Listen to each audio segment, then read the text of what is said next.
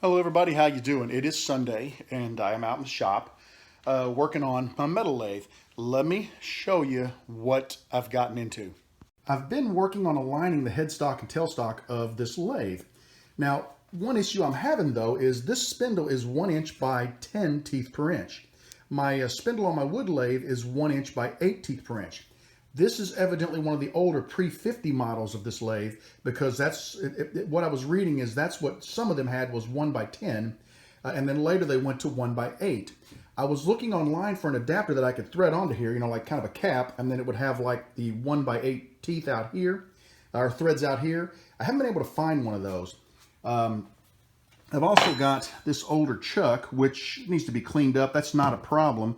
And the faceplate on that is 3/4 by 16 TPI.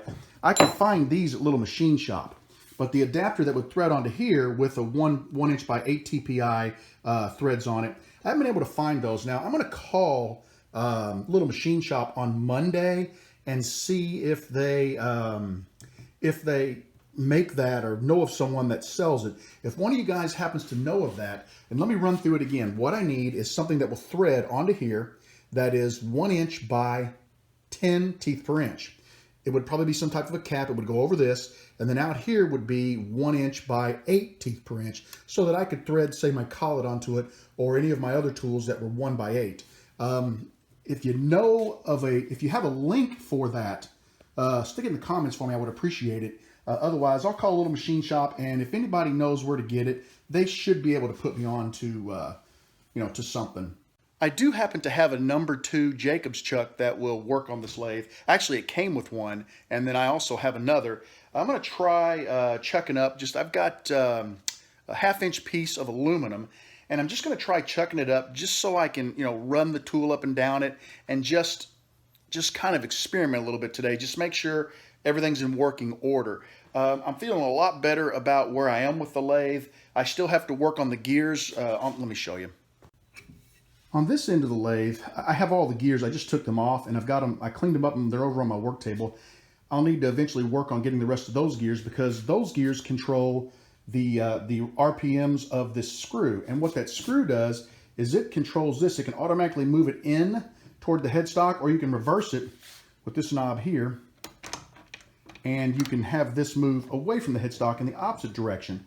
I need to start working on that next, but first off, I just want to be able to manually use my tool and just basically make a few cuts. So we're going to work on that. I also have a nice little tailstock here. Or I'm sorry, a lot of tailstock. A nice little banjo and a tool rest, and I can raise it. It's got plenty of right there. See, I can put it right on center. My thought was find some way to mount this.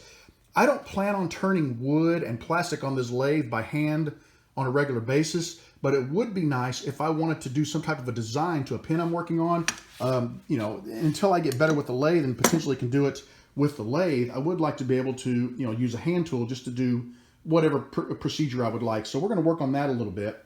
Over on this side, I haven't taken it out of the clamp yet, but this is dried up. The glue's nice and dry. I'm going to go ahead and get the center drilled out with the tightest tolerance bit that I can.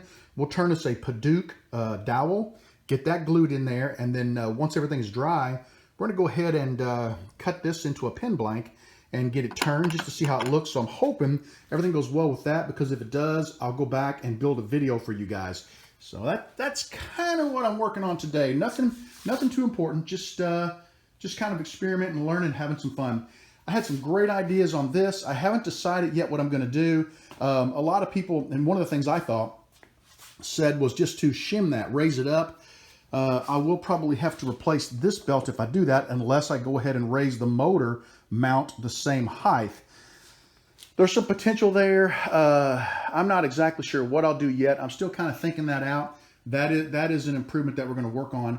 I really think I might want to work on getting these pulleys taken care of first, then come back and worry about that, because I just want to see what it does if I put the right pulleys on there. It may change the angle of everything, and it may not be an issue, because looking in the manual, this armature is supposed to mount right on the table, and the belt does feed under it, and there is no issue with that. So I think before I do anything, I'm going to either make or buy that set of pulleys that mates with this set of pulleys.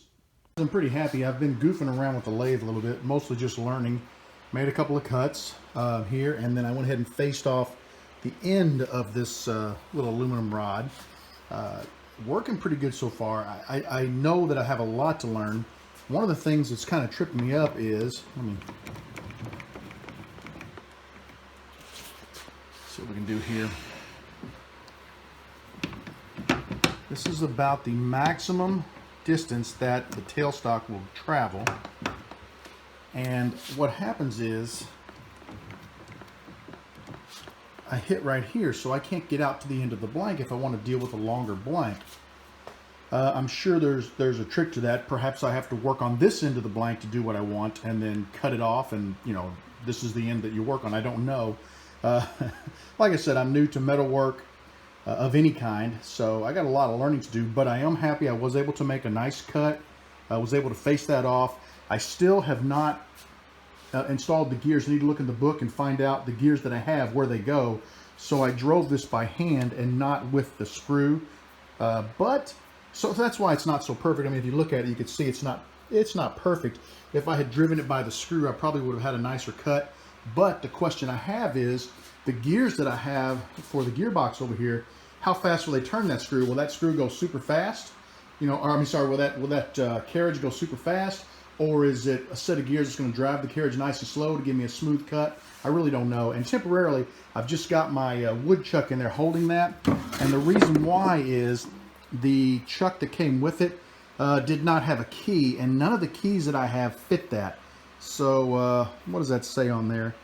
It just says Jacob's Chuck, made in the USA. There we go, number 75A CAP, cap, 1/4, 3/4, armature driving. Okay, so if anybody knows where I can get a key for a number 70A 1/4 to 3/4 inch Jacob's Chuck, let me know. I see a ton of them on eBay, but I don't know which one to buy. You know, which one is the right one to buy.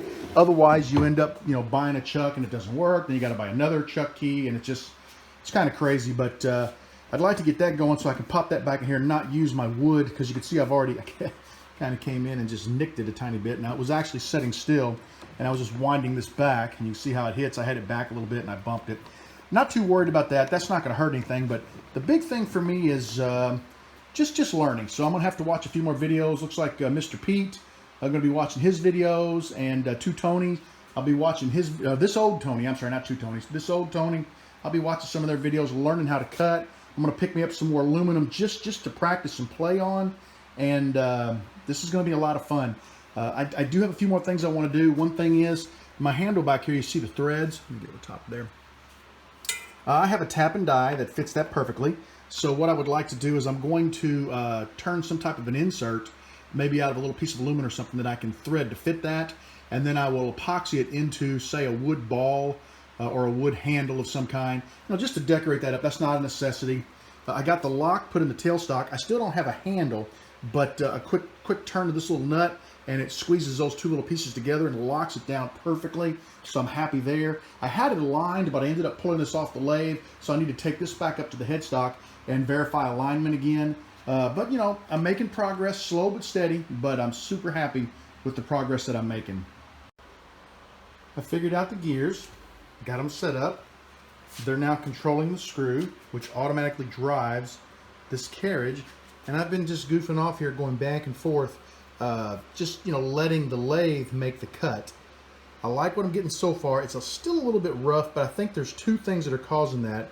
Number one, I think it's probably the way the tool is sharpened. I need to actually work a little bit more and get this sharp. This is just the way it came in when I got the lathe. This is just the tool that was in the tool post. And the second thing is, I'm not running a tailstock to stabilize the end of this piece, because I haven't quite figured that part out yet. I need to work on that just a little bit more, and I think that will give me a much cleaner cut here. However, I think with some 4/0 steel wool, that'll probably clean up pretty darn good. I may attempt that here in a little bit. So making progress and making shavings.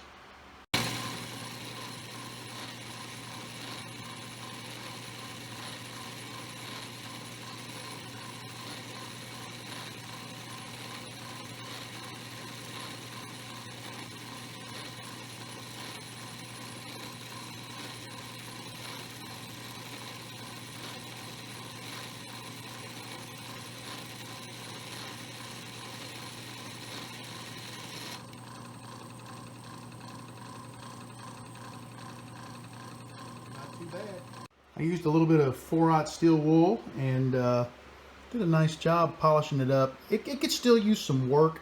I'm just concerned that it's probably something to do with the tool. I might need to work on the edge. I know they're not supposed to be super sharp, but it needs to have an edge with the proper relief. There's going to have to be a little bit more online research for that, but it's not bad. That's not bad at all. You'll notice I kind of cheated on the tailstock. I really wanted to hold this steady, so I put a Jacobs chuck in the tailstock, and then I just chucked up this little dead center, and I used a starter bit and put a dimple in the end of this piece of aluminum, and that's kind of how I held it. So it's not real elegant, but until I figure out, you know, what the best way to do everything is, this was good enough for me to practice today, and I'm pretty excited about it. Just so nobody questions, I did wear a full face shield while I was working on this because I really didn't want any pieces of aluminum in my face or in my eyes. So let you guys know that, you know, maybe the Jacobs chuck thing isn't the safest, but I am, you know, I was running pretty slow and just trying to learn. I'm going to put this aside for now. I'm done with the metal lathe for today, I think. I'm going to go ahead and switch gears and work on that pinwheel blank for a little while and just see if I can finish figuring that out, because once I get it figured out, I'll be ready to start working on a video. Need to go in and get some of this grease off my hands first. Otherwise, it's going to be on everything. All right, I'll keep you guys posted on the pinwheel blank. I could not find a stick of Paduke, so I had a little piece of African blackwood. I went ahead and turned it down and fit it in the hole, and I have it glued in. The contrast won't quite be as sharp as Paduke, but it's going to look pretty good. It's dirty because my fingers are filthy from messing with that lathe, and when the glue was on there and I rubbed the glue, it basically took some of the grunge off my fingers. I'm going to let this baby dry, and then we'll go ahead and get it drilled out, tubed up, and turned and see what it looks like. I think we're really close, guys. This is going to make an incredible blank. Well, guys, I had to stop and take a break, go to a soccer game. Which we won. It was amazing. It was a 2-3, and we won in a 5-minute overtime. This was the best game I've seen all season, so I was really happy about that.